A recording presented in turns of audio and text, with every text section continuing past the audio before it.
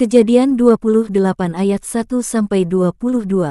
Kemudian Ishak memanggil Yakub, lalu memberkati dia serta memesankan kepadanya, katanya, "Janganlah mengambil istri dari perempuan Kanaan. Bersiaplah, pergilah ke Padan Aram, ke rumah Betuel, ayah ibumu, dan ambillah dari situ seorang istri dari anak-anak Laban, saudara ibumu.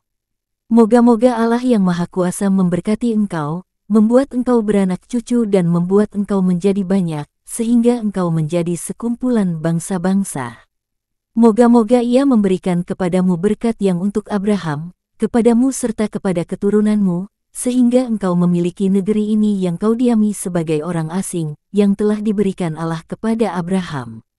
Demikianlah Ishak melepas Yakub, lalu berangkatlah Yakub ke Padan Aram, kepada Laban anak Betuel, orang Aram itu, saudara Ribka ibu Yakub dan Esau.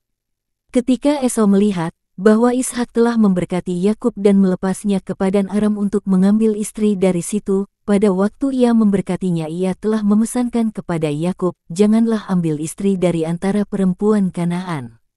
Dan bahwa Yakub mendengarkan perkataan ayah dan ibunya, dan pergi ke Padan Aram, maka Esau pun menyadari bahwa perempuan Kanaan itu tidak disukai oleh Ishak, ayahnya.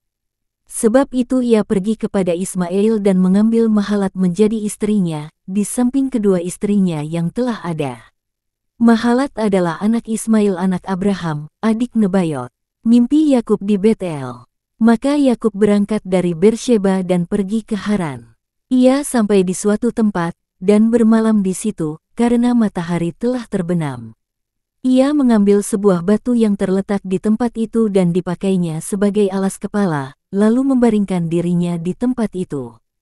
Maka bermimpilah ia, di bumi ada didirikan sebuah tangga yang ujungnya sampai di langit, dan tampaklah malaikat-malaikat Allah turun naik di tangga itu.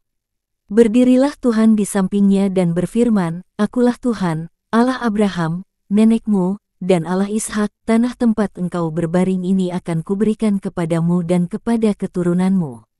Keturunanmu akan menjadi seperti debu tanah banyaknya, dan engkau akan mengembang ke sebelah timur, barat, utara dan selatan, dan olehmu serta keturunanmu semua kaum di muka bumi akan mendapat berkat. Sesungguhnya aku menyertai engkau dan aku akan melindungi engkau, kemanapun engkau pergi, dan aku akan membawa engkau kembali ke negeri ini, sebab aku tidak akan meninggalkan engkau, melainkan tetap melakukan apa yang kujanjikan kepadamu."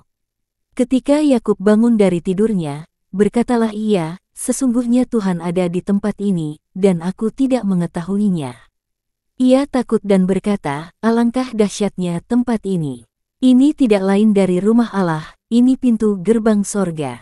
Keesokan harinya pagi-pagi Yakub mengambil batu yang dipakainya sebagai alas kepala dan mendirikan itu menjadi tugu dan menuang minyak ke atasnya. Ia menamai tempat itu Betel, dahulu nama kota itu Luz. Lalu bernazarlah Yakub, "Jika Allah akan menyertai dan akan melindungi aku di jalan yang kutempuh ini, memberikan kepadaku roti untuk dimakan dan pakaian untuk dipakai, sehingga aku selamat kembali ke rumah ayahku, maka Tuhan akan menjadi Allahku.